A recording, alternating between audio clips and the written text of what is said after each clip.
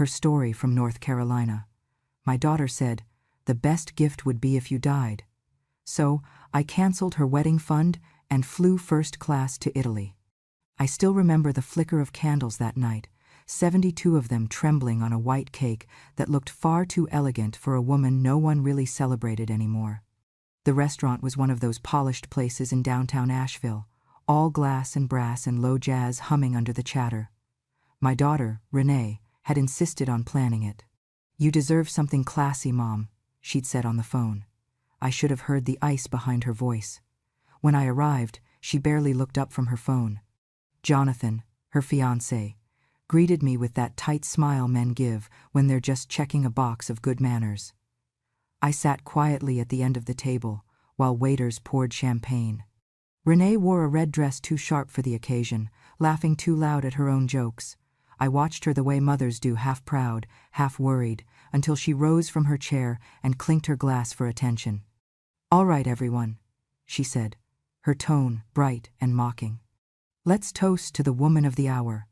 My mother, Becky Lane, the strongest, most persistent reminder that life expectancy is too damn long." Laughter rippled around the table, uneasy but obedient. She turned toward me, her lips curling into something between a smile and a smirk. "Mom, the best gift you could give me is if you just died already. Then we could finally move on with our lives." The sound hit harder than I expected. It was not the words, but the way she said them, casual, rehearsed, as if cruelty were champagne talk. For a moment, I thought I had misheard, but Jonathan lifted his phone, filming, whispering, "Dark humor, babe, this will blow up online." People laughed again, some awkwardly, others with real amusement.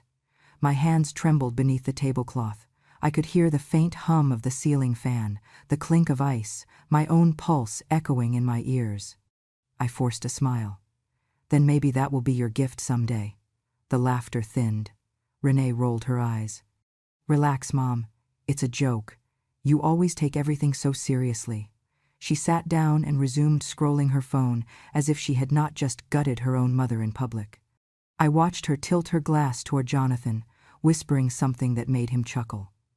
There was a hollow space in my chest, not pain exactly, but the kind of silence that fills the air before a storm.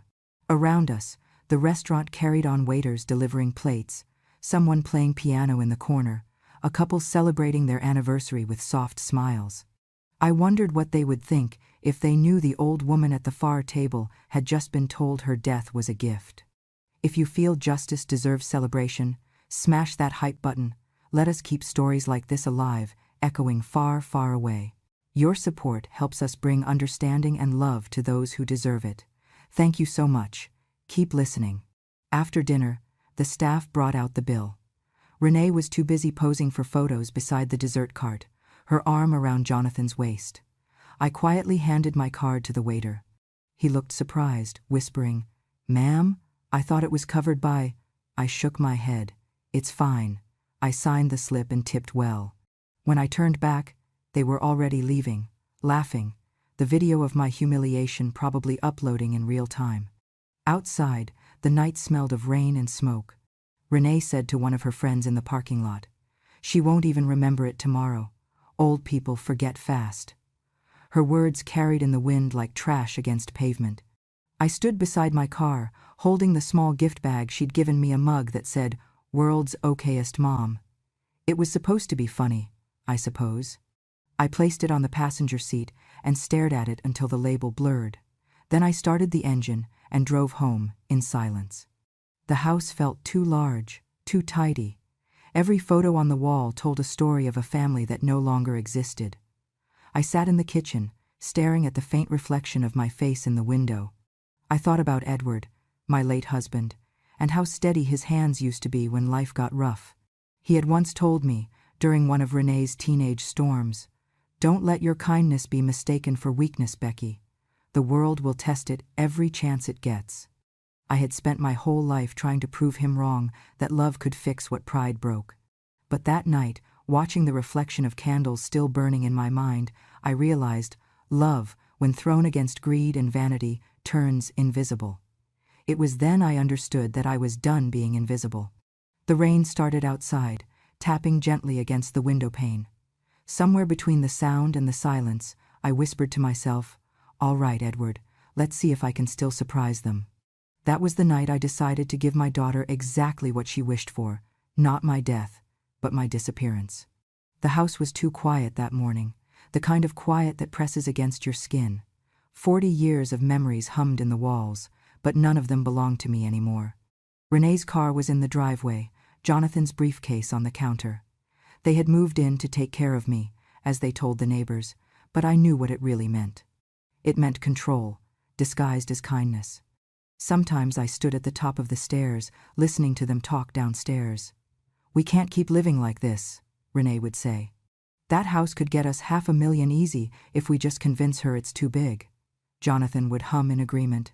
"Your name's not on the deed yet, honey. We have to play it smart." She had always been like that, ever since she was little. When Edward, her father, hugged me after dinner, she'd glare and slam her door. When he brought me flowers, she'd mutter, "He never brings me anything." Even as a child, Renee wanted to win at love, not share it. When Edward died, she stood over the coffin and whispered through her teeth, "He worked himself to death because you always needed saving." I didn't answer her then. Grief doesn't leave room for arguments, but the words never left me. They became the echo in every hallway, the sound of every slammed door since. By the time she and Jonathan moved in, my knees ached, and my patience had already thinned. They said it was temporary, just until the wedding. Within a week, my bedroom became their home office, and my photographs disappeared from the walls. Renee claimed she packed them to keep them safe. One afternoon, I came upstairs to find Jonathan measuring the living room with a tape measure. "Just checking space," he said, "in case we need to stage it later for the market." They told me I should move to the basement for convenience. The word stung. Convenience. They carried my chair, my books, and even my sewing kit down those narrow stairs. I protested once, only once. Renee's voice turned sharp. "We just want you safe, Mom. That's what good children do. You wouldn't want to fall and break a hip up here, would you?" In the dim light of that basement, I could hear the house breathing above me. Footsteps, laughter, clinking glasses, life going on without me. They locked the medicine cabinet one evening, said it was for my own good. My own good had started to sound a lot like a prison sentence. One night, I overheard them in the kitchen. Renee's voice was low but furious. The realtor said, "If Mom signs now, we could close before the wedding, but she's dragging her feet. I swear, she's doing it on purpose." Jonathan muttered something I couldn't make out, then laughed. "When she's gone, we'll have space for kids. Real ones." That word "gone" didn't mean death to them. It meant erasure. To them, I was just clutter with a pulse. I sat on the basement bed, running my hands over the worn quilt Edward and I had bought at a roadside stand in Boone. He used to say, "This house will always have a piece of us in it."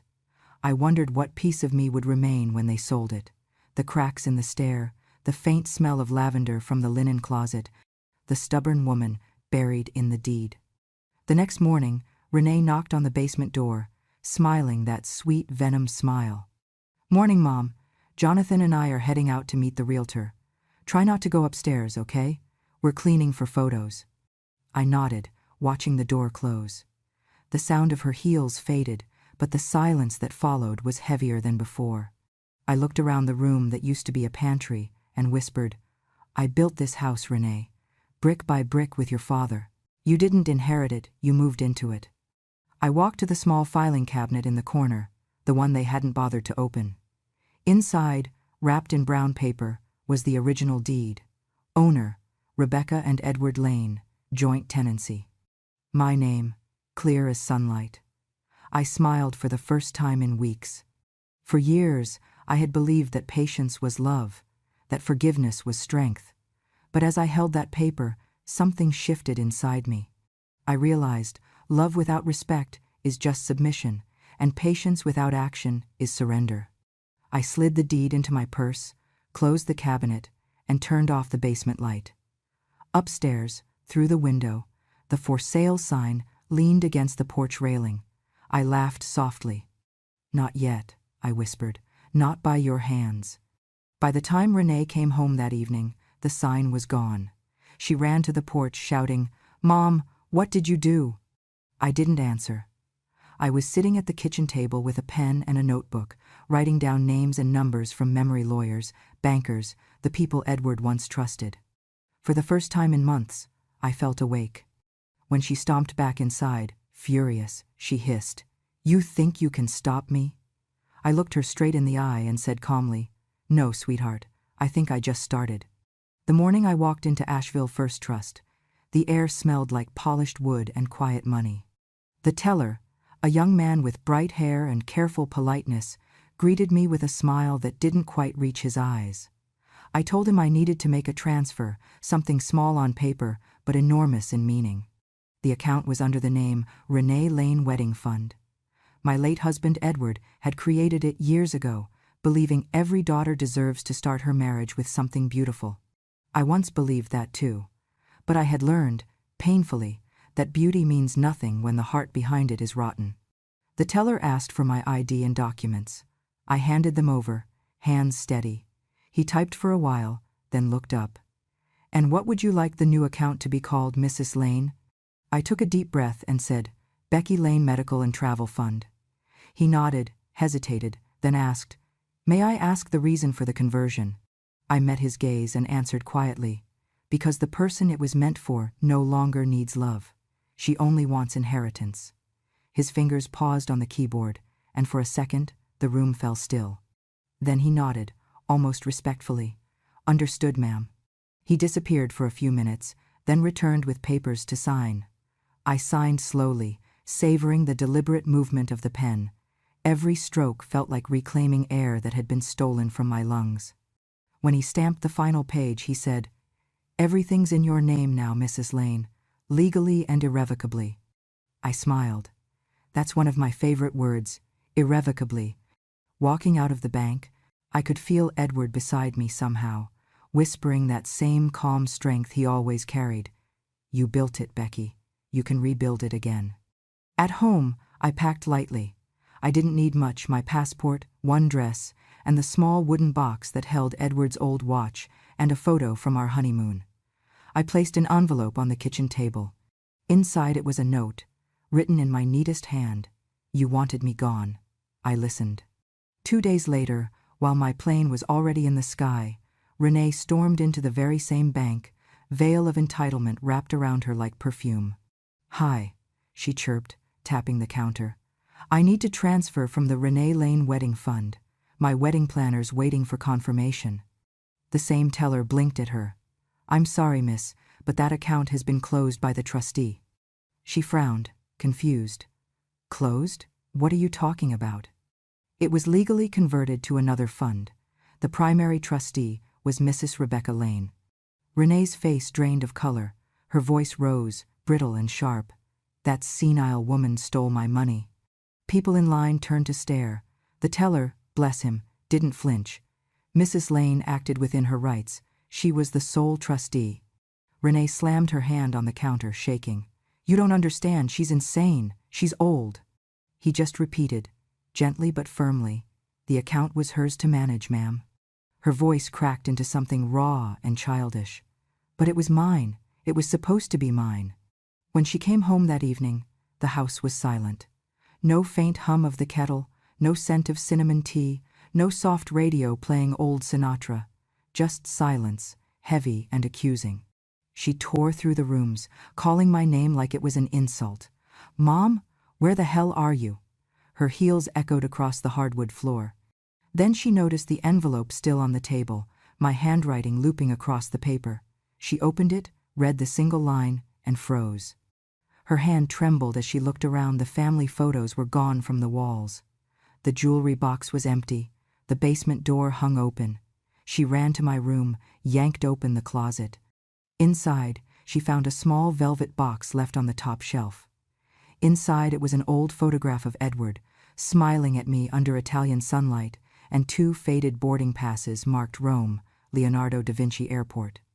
That was where I first learned what freedom tasted like. Renee sat on the floor, shaking, muttering to herself. She wouldn't dare. But I had. I had dared to remember who I was before they made me a ghost in my own house. The following morning, her text messages flooded my phone, half anger, half panic. "Where are you? What did you do? You ruined everything." I didn't reply. I was already watching the clouds drift beneath the plane window, the sky a vast field of quiet I hadn't felt in years. The hum of the engines was steady, like a heartbeat returning to rhythm. For the first time in a long time, I wasn't waiting for someone to save me. I was flying towards something that might. And as the seatbelt light flickered on, I whispered into the cabin air, "Goodbye, Renee. This time, it's you who'll be left behind." The hum of the jet engines was softer than I expected, steady, almost comforting, like the sound of calm after a long storm. I sat in seat 1A, legs wrapped in a cashmere blanket, the air faintly scented with citrus and champagne. The stewardess called me Mrs. Lane, with a smile so warm it almost made me cry. It had been decades since anyone said my name with respect. I looked down at the gold-trimmed ticket on my tray table. Charlotte to Rome, first class. Paid for by the same fund once labeled Renee Lane Wedding Fund. There was something poetic about it. Her dream wedding turned into my escape. The man across the aisle kept glancing at me, probably wondering why a silver-haired woman was sitting among businessmen and influencers. I didn't care. For the first time in years, I wasn't background noise in my own life. I was movement. I was choice. The seat beside me was soon filled by a woman with sharp eyes and a calm confidence that came from a life of winning arguments. She extended her hand. "Iris Coleman," she said. "Retired, though I still dabble when paperwork calls for it." "Becky Lane," I replied, shaking her hand. She smiled knowingly. "You have the look of someone who just did something important." I laughed softly. Maybe. Or something my daughter would call unforgivable. The plane began to taxi down the runway. As the engines roared to life, I told her everything: how my daughter had humiliated me, how she and her fiancé tried to sell the house, how I'd finally transferred the fund and left without a word. Iris listened without interrupting, only nodding now and then. When I finished, she said simply, "Justice isn't revenge, Mrs. Lane, it's documentation." I tilted my head. "Documentation?" She leaned closer. "If people lie with words, the truth has to live in paper. A signature can outlive a betrayal." Her words hit me with the same quiet force that Edward's once did. I thought of the empty rooms back home, the boxes of photos I'd left behind, and the way my daughter's laughter had echoed when she called me senile. I looked out the window, the clouds glowing pink in the sunrise, and whispered, "Then maybe it's time my truth was written down." Iris smiled. "You have a pen, don't you?" We spent the next hour drafting on the back of the airline's stationery, her handwriting neat and legal, mine shaky but determined. The new will began with simple words. "I, Rebecca Lane, being of sound mind, leave my remaining estate not to blood, but to worth." By the time we reached cruising altitude, the foundation had a name: Haven of Grace. It would serve women like me, the ones erased by their own children, the forgotten mothers who once built homes only to be exiled from them. Iris helped me outline the trust. "We'll make sure it's ironclad," she said, sipping her coffee. "If they try to contest, the court will eat them alive." For the first time, I didn't feel like a victim of age. I felt like a witness reclaiming her own testimony. At 35,000 feet above the Atlantic, I signed my name at the bottom of that makeshift draft. My hand trembled, not from fear but from the weight of release. Meanwhile, thousands of miles away, in a kitchen cluttered with half-packed wedding boxes, Renee sat crying into her phone camera. Her mascara streaked down her cheeks as she hit record. "My mom's lost it," she said, voice thick with false pain. "She ran away to Europe with my wedding fund, my own mother." She uploaded it with the caption, "Runaway Mom." Within hours, the video spread like wildfire. Some called me cruel, others called her greedy. Morning talk shows debated who the real victim was. But one comment, buried under thousands, caught fire on its own. Maybe she didn't run from sanity, maybe she just ran from hell. When I landed in Rome, my phone buzzed non-stop, notifications lighting up the screen like fireworks. I turned it off, slipped it into my purse, and stepped out into the golden morning air. The taxi driver smiled when I gave him the address of a small villa Edward and I once stayed at decades ago. "Ah, Signora Lane," he said. "For vacation?" I looked out at the skyline of domes and terracotta roofs, the air alive with church bells and life. "For freedom," I said. As we drove, I imagined Renee watching her comments section turn against her, every cruel word she'd said replayed for millions to judge. She wanted fame, now she had infamy. I didn't need to say a thing. The world had already spoken. Back on the plane, Iris's voice echoed in my head. "Justice isn't revenge. It's documentation." And I realized she was right. My departure wasn't an act of vengeance.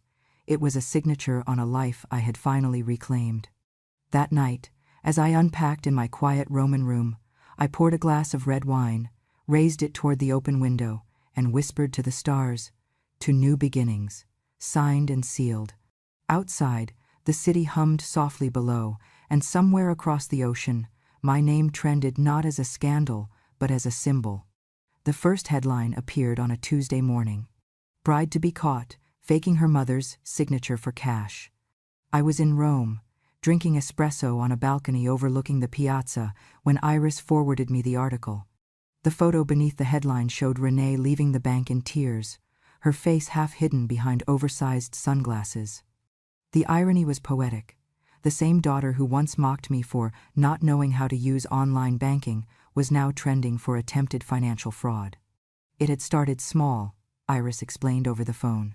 Jonathan, ever the opportunist, had convinced Renee that nothing was really stolen if it was already hers. He'd said it with that same smug logic that young men use when greed sounds too much like a plan. Together, they found an old file of mine, one that contained a scanned copy of my signature from the first trust documents Edward and I signed decades ago. They printed it, forged a few authorization letters, and marched into Asheville First Trust like actors in a bad heist film. The clerk they approached had dealt with me personally for years. He noticed the difference immediately. The B in my name was slanted wrong, the ink pressure uneven. He politely took the papers, smiled, and said he'd process them right away. Then he pressed the red button under his desk that flagged fraud suspicion. Within hours, the bank had frozen every account linked to Renee's name and sent an automatic alert to the Financial Exchange Board. By evening, Iris had already received a courtesy call. "They tried to impersonate you," she said, half amused, half furious. "You have a case without lifting a finger." She drafted a letter that same night, formal and merciless. "To whom it may concern," it began, "I, Rebecca Lane, confirm that I did not authorize any recent transactions or signatures executed in my name. The parties involved are my daughter, Renee Lane, and her fiancé, Jonathan Pierce. I am represented by legal counsel, Miss Iris Coleman, who will provide notarized evidence of the attempted forgery." By Wednesday morning, every major local outlet in North Carolina had picked up the story. Reporters camped outside the couple's rented townhouse, their microphones aimed like weapons. Renee, desperate, released another video, this one tearful. "My mom's sick," she sobbed. "She doesn't know what she's doing. I was just trying to protect what's rightfully mine." But the internet doesn't forget, and it doesn't forgive hypocrisy. People dug up her previous viral clip, the one where she'd laughed about me being crazy enough to run off to Europe. They compared her words, frame by frame. Hashtags shifted overnight, from runaway mom to runaway daughter. By Thursday, Jonathan had stopped answering her calls. A week later, his statement appeared in the papers. "I was unaware of any illegal actions. I wish Miss Lane the best, but I can't be associated with this scandal." He left behind only a text message on her phone. "You're bad press, Renee." I stared at that line for a long time after Iris read it aloud. It was the kind of cruelty that doesn't need shouting. Quiet, sharp, final. The story grew legs. Talk shows debated whether entitled heirs should face stricter penalties. Bank analysts discussed fraud prevention. Comment sections filled with strangers saying things like, "That mother deserves peace," and "Justice has a long memory." And indeed, justice remembered. Iris forwarded me a copy of the bank's official letter. "This case has been referred to the Fraudulent Claims Division for investigation." The attempted authorization of forged documents constitutes a felony offense under federal banking law. It was signed, stamped, and irreversible, just like my new trust. I thought about Edward that night as I sat on the terrace, the lights of Rome flickering across the cobblestones. He'd once told me, "The law may walk slow, but it never forgets its path." Now I understood. I didn't need revenge or confrontation or screaming. All I needed was truth written down and time to let it work. Renee's world collapsed without a single word from me. The wedding venue canceled her reservation. Sponsors pulled out. Her friends stopped replying to her posts. The internet had turned her cruelty into a cautionary tale.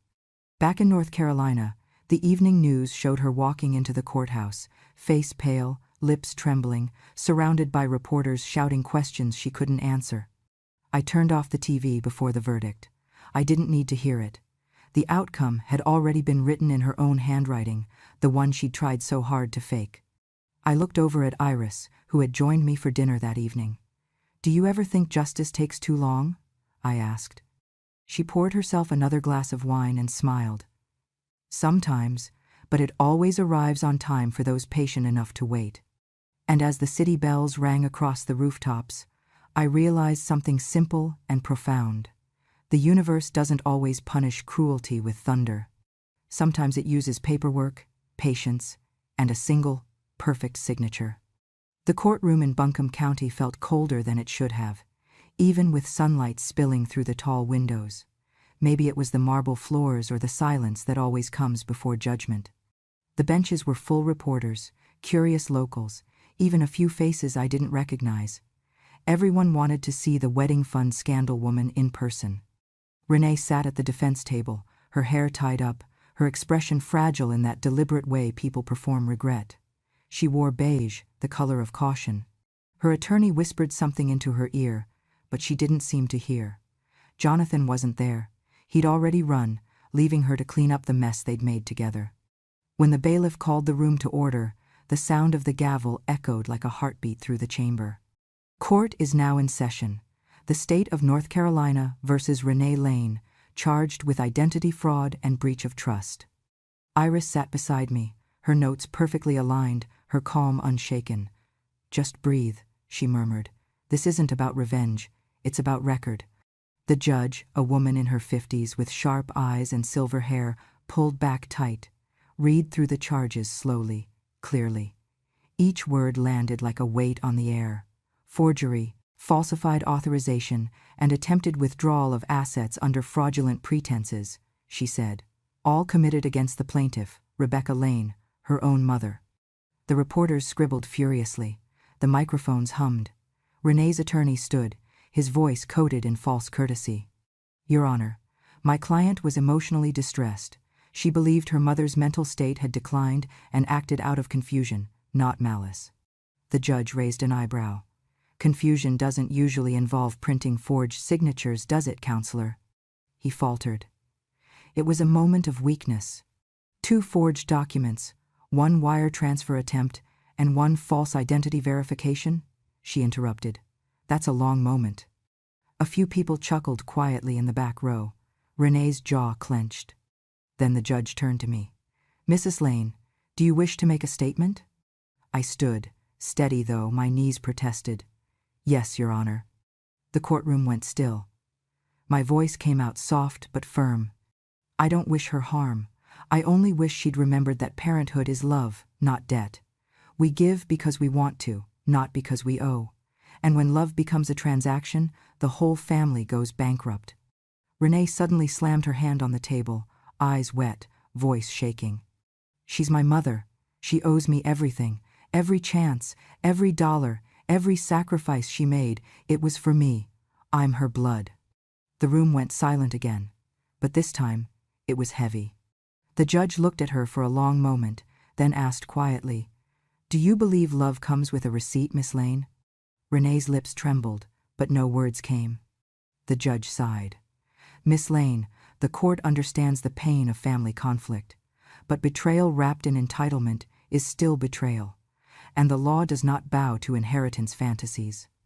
Iris leaned toward me and whispered, That might be the most poetic thing I've ever heard from a judge. The gavel came down once, crisp and final.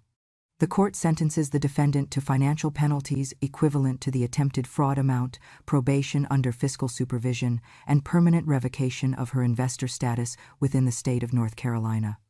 Gasps rippled through the room. Reporters began typing faster. Cameras clicked.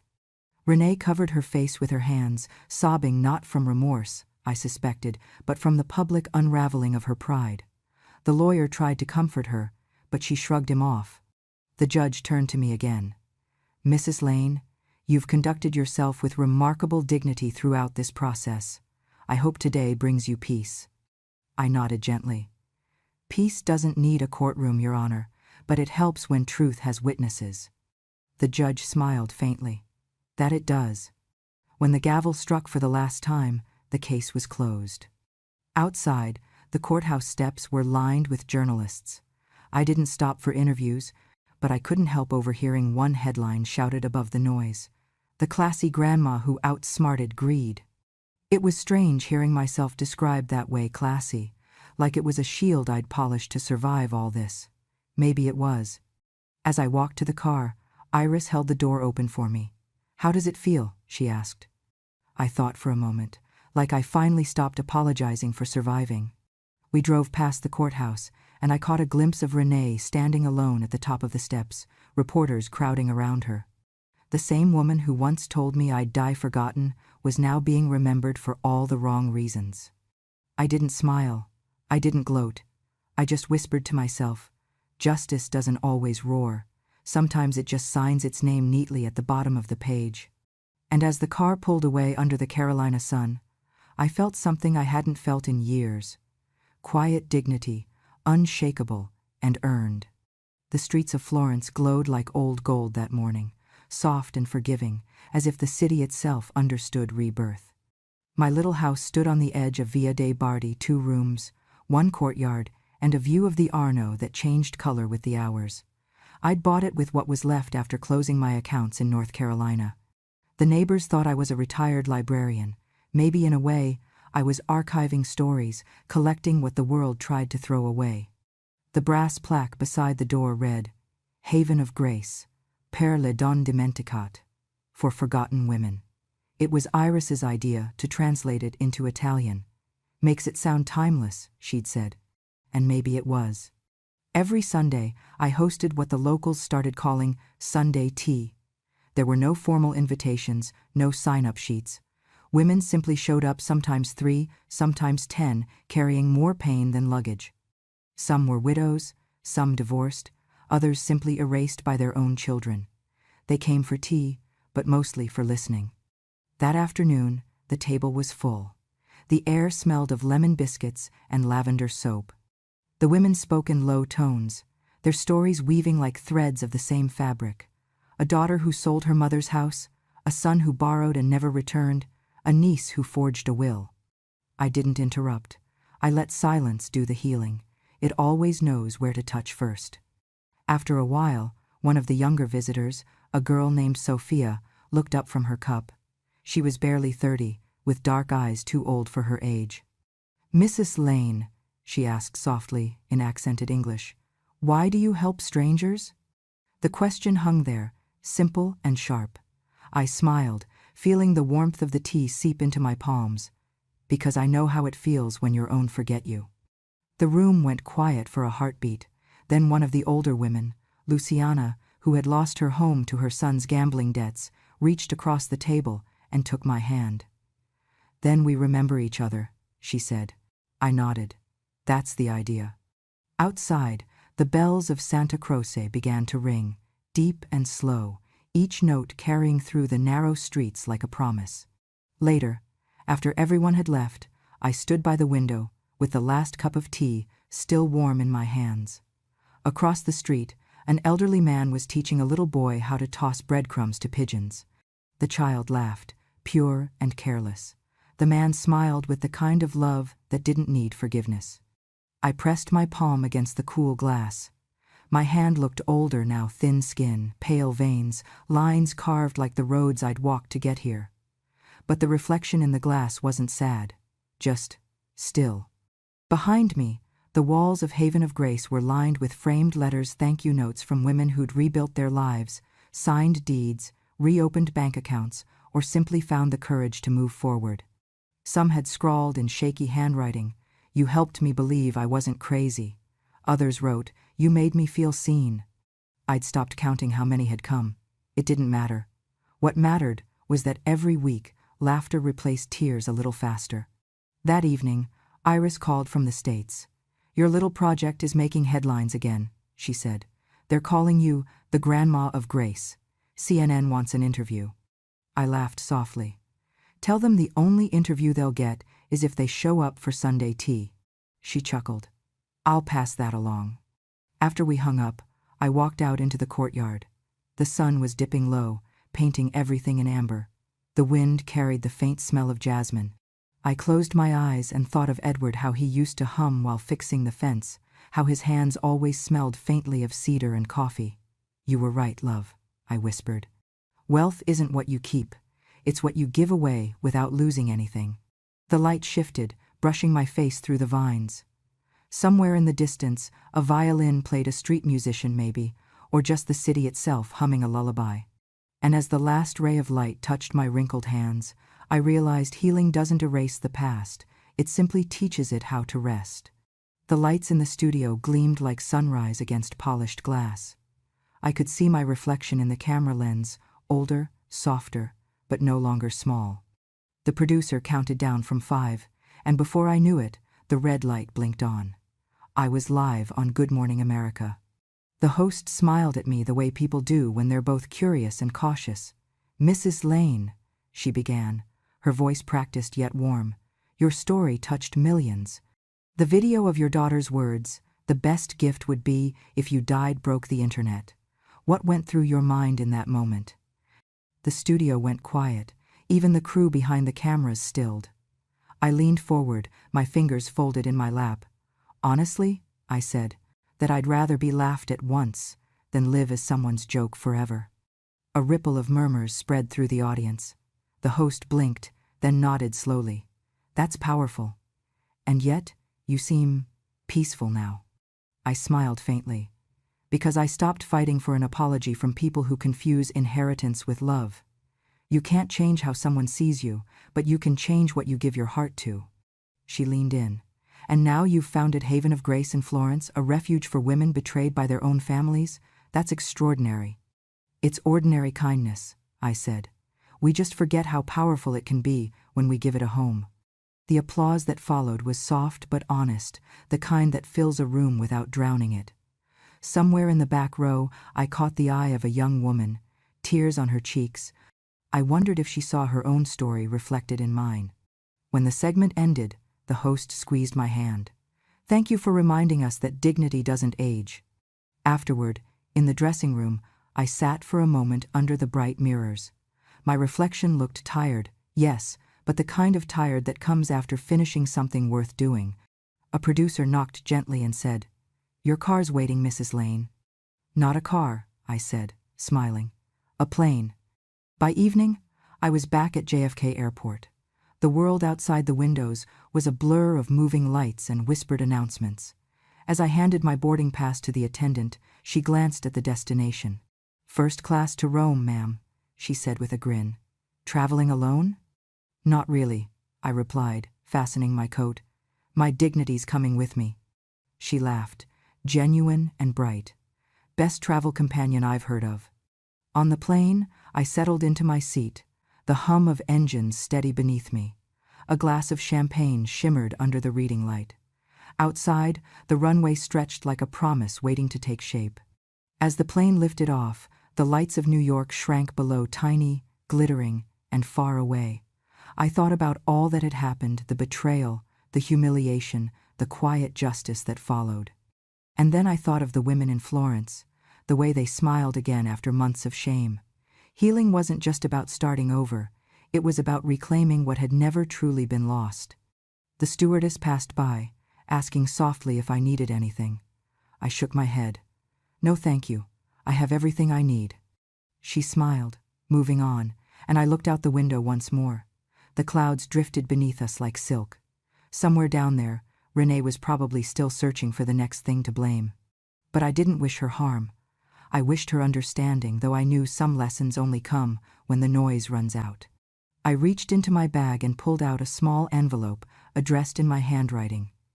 Inside was a letter not to my daughter, but to myself.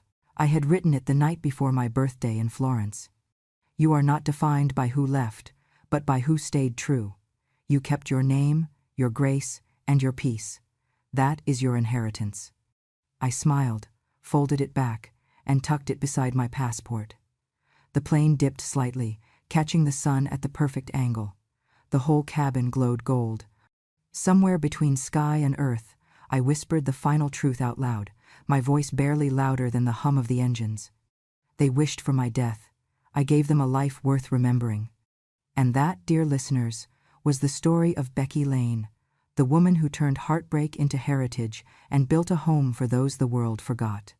If her courage moved you, if you believe that dignity and justice never go out of style, don't let this be where it ends. Hit that subscribe button to join our growing family at Grandma True Stories, where every tale is proof that strength doesn't fade with age. And hey, if you believe justice deserves celebration, smash that hype button. Help us keep stories like Becky's alive, echoing far, far away. Because here at Grandma True Stories, we don't just tell what happened. We remind the world that kindness never retires and truth never dies.